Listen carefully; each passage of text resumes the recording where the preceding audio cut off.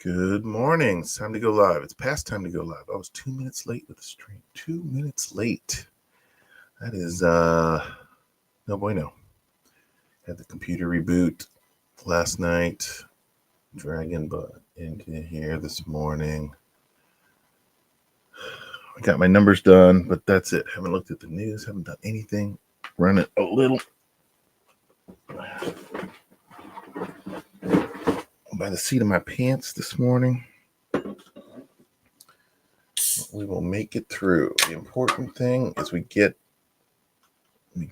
show up. That's the important thing, even if we're 2 minutes late. We show up, we do what we gotta do. You show up and you get out job applications, because that's it. I created a stream. My name's Keith. I'm broadcasting from Austin, Texas. I created the stream as a hangout for people in tech who are in the job search, looking for a job and looking for a partner to hang out with while you get those job applications out. And that's why I created the stream. So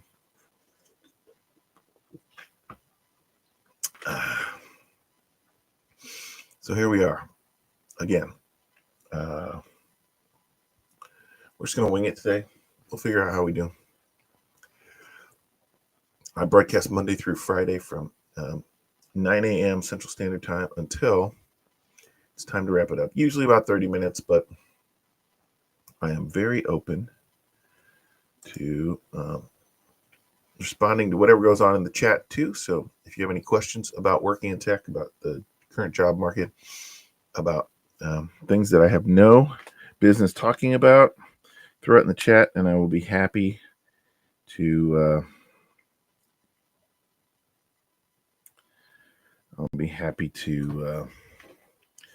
spout off about things I don't know anything about. Generally, I've avoided that, but I'm told that once you get on camera, all that cautiousness will just go right out the window, and you should shoot your mouth off and say obnoxious things, and then people will respond to you. So I'll give it a shot. I'm all in. When in Rome,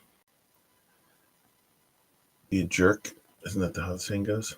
Okay, let's dive in. We do two things on the stream. First thing is we look at job numbers. Second thing we do is, actually, since I got that LinkedIn thing up there, I probably should reorganize this a little bit to make it more readable. There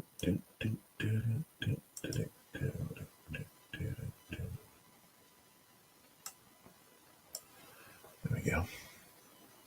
Well, now it's encroaching on my image. Again, not super prepared, just sort of winging it. We'll get through. Our intentions are good. So what we're looking at here is three groups, graphs, three groups of data graphed out the last 7 days, the last 6 months, and the last year of JavaScript developers. This is specifically about entry level because that used to be what my focus was on. I've been collecting this data for almost 3 years. And although looking at data from 3 years ago is not super helpful in terms of our current situation, looking back a year does help us understand kind of where we are in the cycle, factoring in seasonal hiring. So when we look at the last 7 days, slight bit of a downturn there. If you look at the last 6 months, also slight bit of a downturn there. But really the headline for this year is it's been flat. And then post tariffs, it's been flatter, not flatter, but lower. And looks like it's, again, we're down kind of not necessarily all-time low if we look at the year. But if we look back at where we were this time last year, we were averaging, I don't know, probably about 85, 80 job postings a day. And now we're down to 35, 40. There are half as many job postings today as there were a year ago this time, which is not great news because there are also a bunch of people who were laid off recently who have entered the job market. Not to mention all the college graduates who are gearing up to do finals in the next couple of weeks. I have a daughter in college and a son in high school who's a senior. So lots of finals talk in my household. Pretty soon, if not already, they'll be launched into the job market too, as is the yearly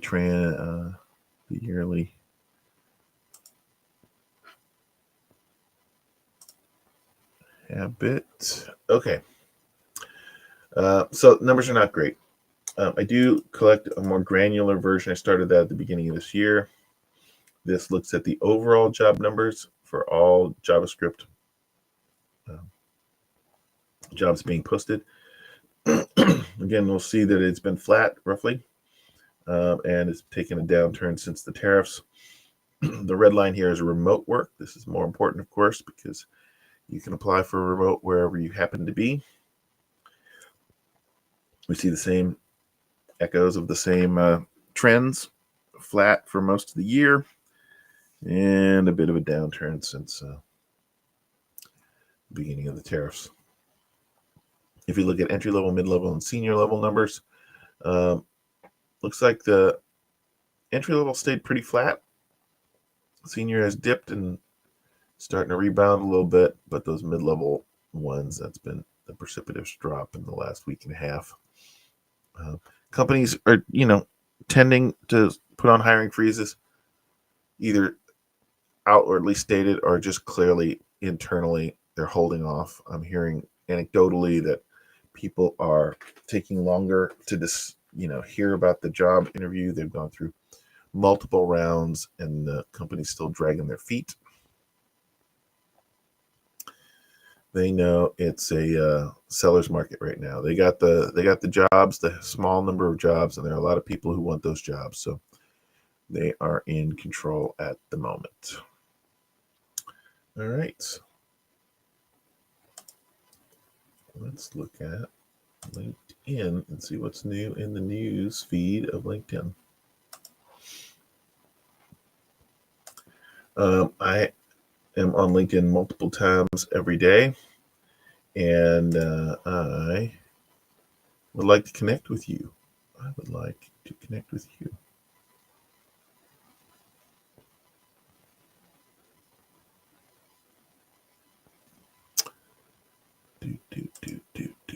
Let's see what we got. Somebody I used to work with many years ago. Looks like he was laid off recently. I reposted his announcement of being open for work. Okay, Intel to announce mass layoffs. Well, that seems to be pertinent to what we're talking about today. EU fines Apple and Meta nearly $800 million. Boeing's in trouble. OpenAI profit bid draws challengers. OpenAI profit bid draws challengers. Is that them trying to convert to profit from nonprofit? Probably. Tesla slashes spending plans. Their numbers came out yesterday, and it was a bit of a disaster for them. Everybody assumed it was a disaster, but yeah, there you go.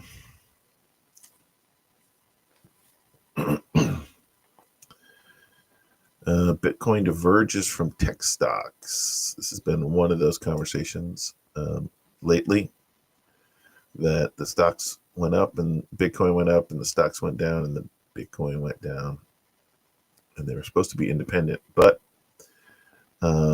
this week it looks like Bitcoin went up some, not a ton. It wasn't breaking any records for sure, but Um, Curious to see what's behind that. Rite Aid eyes bankruptcy again. Musk to scale back Doge work. I think that's good news for everybody involved. OpenAI is eyeing Google Chrome. OpenAI is eyeing Google Chrome. Is that based on the news about the government wanting to break up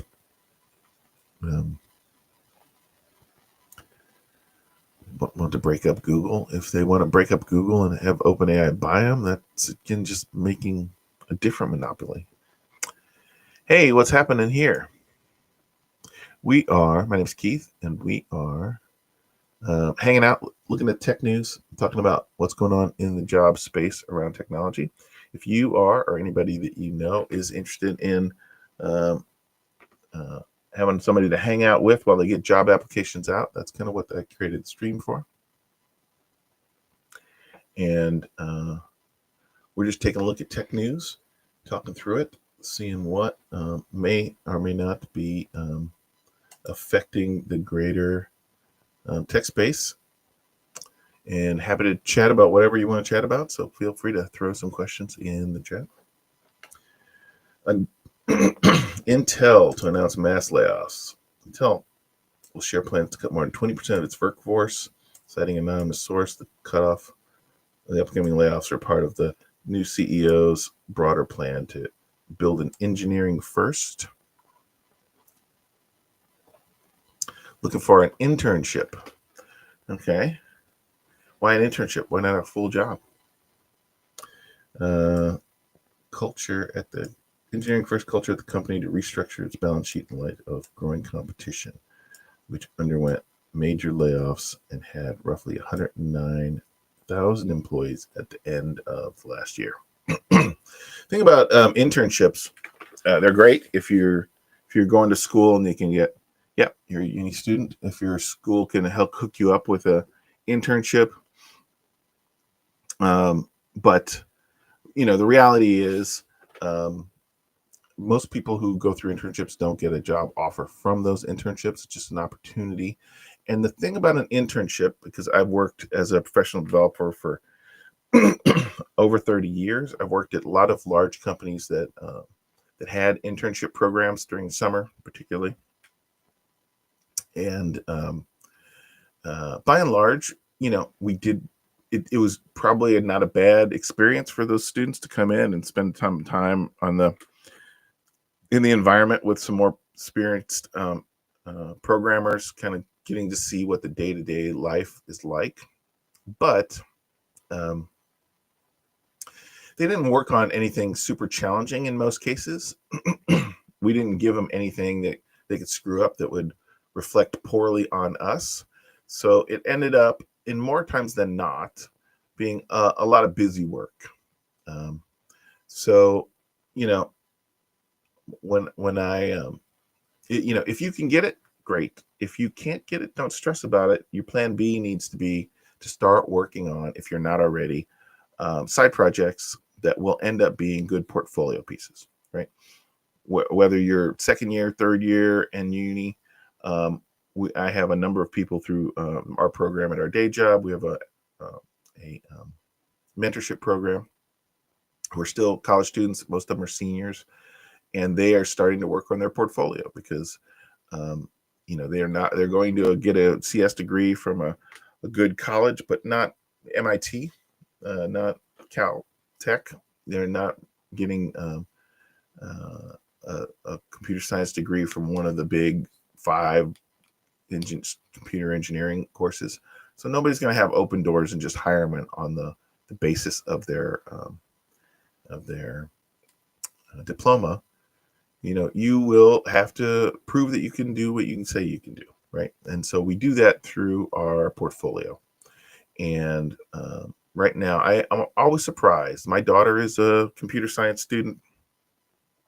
She's in her 3rd year at university. My son wants to do computer science. He'll be graduating from high school in a month or so, 2 months or so. A little over a month, 5 weeks. And Um, I'm always surprised about the students who are just not working on side projects, right? I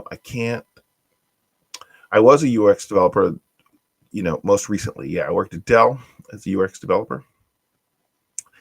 In the early days of the internet, there was no such thing as a UX developer. I was just sort of a webmaster. I did everything. I did the front end, I did the back end, I did databases, I did everything. Once specialization started to take hold in the early 2000s, I was really drawn to front end development, and UX and UI was the thing that really got me interested and excited in going to work every day, trying to figure out kind of how to build an experience that's going to be engaging. And so from that point on, I sort of focused on that aspect of it. Um, and again, always building side projects. I've got at least 3 side projects going on at any one time, right? I'm not in the job search right now, but were I to find myself out of work, it would not take me very long to pull out some examples of the kind of work that I could do, and give a potential employer a sense of my abilities, and any great resources to hook users into your website with great UX. So there's so many more resources now for UI and UX.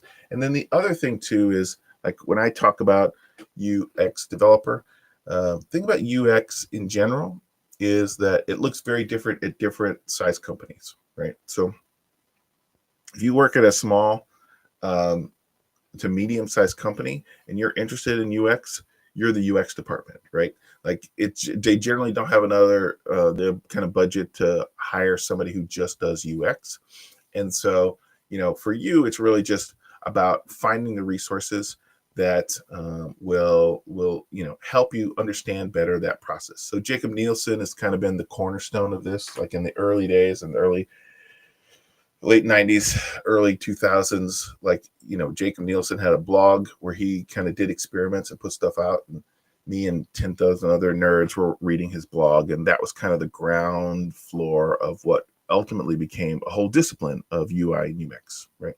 And so when you get to a larger company, like most recently I worked at Dell, but I've worked at another 3 or 4 other Fortune 500 companies, they've got the budget to hire a UX person.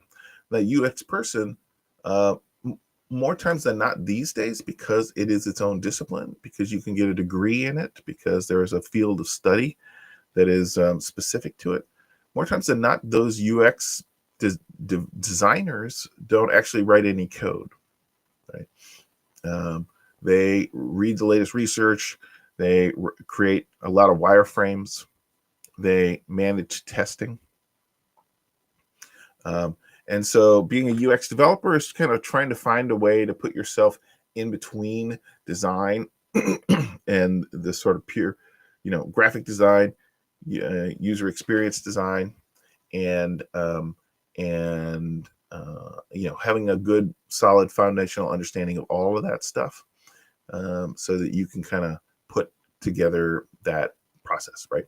But at a large company, like I worked at Dell, and I was in their sort of UX division, and what we did was we created, somebody would come up with an idea for a new page or a new menu system, or some added feature to the sales process or whatever, and we would mock that up. We would sit down with a writer and a designer and a UX person and the team of developers. Sometimes we bring in subject matter experts from other parts of the company or from our third party relationships, and we would sit down and go like, all right, this is what we think could be improve the website, and we'd talk through it. The UX person would go and make their wireframes. The designer would make them look pretty based on Dell's experiences. Then they would hand it off to me, and in that process, I would turn a bunch of pixels into code, right? But we weren't done. Once it was done, then we would test it. So our division, I didn't write code. I worked for almost 3 years at Dell. I didn't write one piece of code that directly went on the website. I worked in the division who basically imagined what the next version of the website might look like, built it, tested it, got feedback, iterated, tested it again, iterated, tested it again, learned, oh, it finally works the way we want it to do, or it doesn't work at all. It's time to move on to the next experiment, right? And then once all that was done, then we would bundle all that up, make a recommendation to the web team, and get them to include it on their roadmap to add that feature to the front end, right? So again, when you play at that sort of Fortune 500 level, they play a different way because they have the resources to do that, and because they have the goal that when you have millions of people coming to your website and pulling out their credit card every day, and you say, hey, I increased the effectiveness of this website by 0.01%.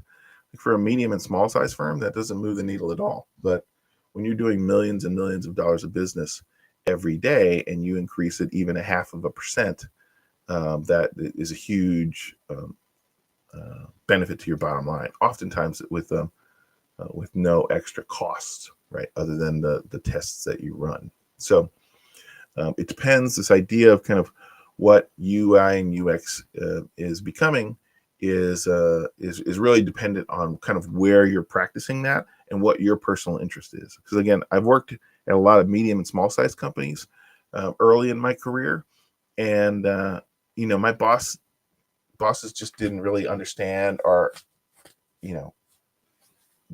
want to spend a whole lot of time thinking about UI and UX. And it was really my interest that sort of brought that in and added that into the mix, right? Like, oh, check out this research. What this says is like, the candy aisle works better when you have it's laid out in this way, right? Let's do a test of that. Sometimes small and medium-sized companies can afford that. More times than not, they can't. You gotta have to slip it in and slide it in as you go through it. But again, the thing that is that most college students have to learn through this process is you're generally learning best case scenarios in college, right? You're like, oh, let's learn to architect the system. Well, your first job, nobody's going to give you the keys to architect a system unless it's a very small organization, right? You're going to join a company that already has a system architected, and they just need somebody to manage it and improve it, right? Then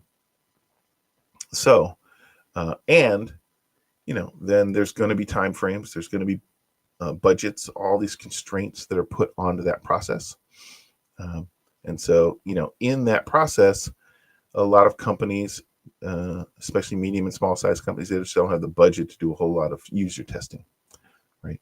Or they don't have the audience. The other thing too about doing UI and UX is it's about testing, it's about learning. But if you just don't have enough traffic, it's harder to get those lessons, right? When you're playing it with a Facebook or a Google or a Netflix, you've got so much traffic. You can split off 10,000 users and show them a different version of this page and track exactly what they do, where their mouse goes, all that stuff, and learn from that. And it doesn't affect the other million people who are looking at the website at the exact same time. You can get statistically significant information from those kind of tests. If you only got 10,000 people a month coming to your website, or 1,000 people a month coming to your website, it takes a long time to get real knowledge, right? So this is why we want to kind of lean on the latest research that are being, that are coming out of those kind of organizations, and learn from that, right? And then just put that in place at our medium and small size companies.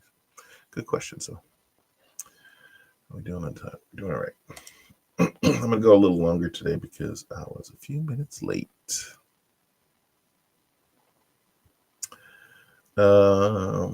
EU fines Apple and Meta nearly $800 million Wednesday for violations of the block tech's antitrust rules. The tech giants were also ordered to make changes to their services. Apple said it would be appealing the ruling, and Meta indicated it was likely to follow suit.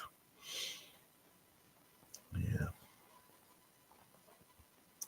Antitrust. Antitrust. Who of these big players do we actually trust? OpenAI? No, a lot of stuff about OpenAI I don't feel very trusting of. Um, in general, though, I use their products. Group of leading academics and former OpenAI staffers are opposing the ChatGPT maker's planned conversion to a for-profit model, arguing that the change endangers its core mission to benefit humanity. The coalition has submitted an open letter to the attorneys general of Delaware and California, the states where OpenAI was incorporated and operates, asking if they use their authority to block a restructuring. Failure to restructure in 2025 could cost OpenAI billions of dollars. This is going to be a real interesting sort of pitch battle. They have such that's like $10 billion worth of incentive to make this happen. And with that kind of money on the line, there's going to be a lot of backdoor deals, and who knows what's, we won't learn about the reality of how this goes down for 10 years, probably. It'll be interesting. Bitcoin has advanced about 8% over the last 2 days. I'm not a big Bitcoin guy. I own a little bit, but I don't own and didn't buy early enough to say I'm ready to retire. That's not going to happen. But they say, most people say at this day and age, you should have like 2 to 5% of your investments in some sort of Bitcoin crypto. And I've followed that roughly. So if it were to completely tank, it's not going to hurt me in the long run. Just making a little bit of a bet. We'll see.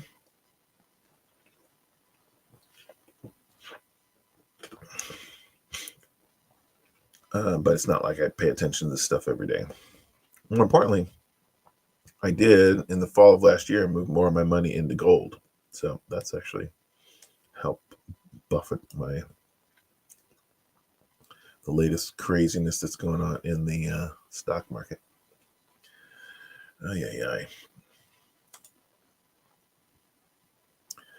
ChatGPT's head of product, Nick Turley, testified in court that OpenAI would be interested in buying Google Chrome if Alphabet is forced to sell its popular search browser. Turley also acknowledged that OpenAI had pitched a search partnership last year. Spinning off Chrome is one remedy proposed by antitrust enforcers, following a ruling that Google had an illegal online search monopoly. Meanwhile, OpenAI, whose former workers have asked officers to stop its shift for a for-profit business, have been building its own search engine. I don't see how that benefits everybody. Like, the idea of breaking them up is so that they would be a bunch of smaller players, not that the parts would go to other big players. And the real talk is like, are they going to force them to spin off YouTube? YouTube would be the one that would make the most sense.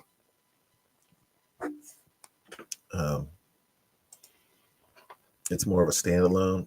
Google Chrome is just like Internet Explorer in the 90s, is incorporated into every little corner and nook of Google's stuff, right? They're all very tightly knit together. So just technically breaking them apart would be difficult. But YouTube, just spin it off. It's its own business. There you go. No problem. No problem. Okay. AI images of sexual abuse are significantly more realistic. Yeah. Dark side of the internet, the dark side of AI. Yikes.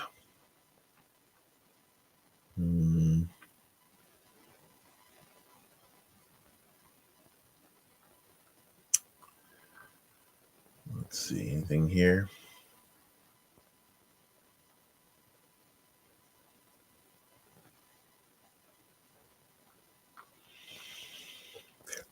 I have not had a chance to play with O3 yet.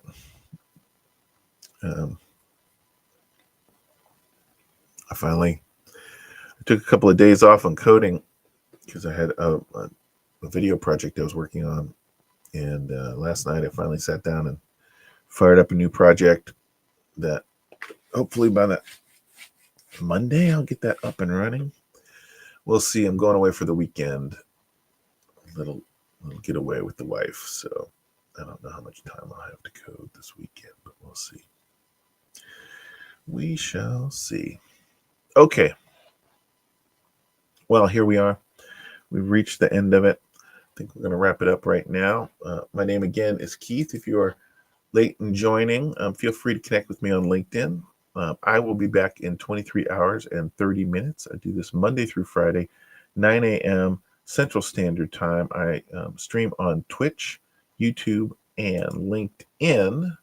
And our goal of this stream is to be a hangout for people who are getting out job applications, who are trying to enter the job market, the tech job market more specifically, and the programming job market most specifically. I will be back tomorrow. You guys have a great Wednesday. We got sunshine here in Austin, Texas, and I think I'm going to get out and take a walk around the neighborhood now. Okay, thanks a lot. Have a great day. Appreciate your questions here, Darshan, and we will see you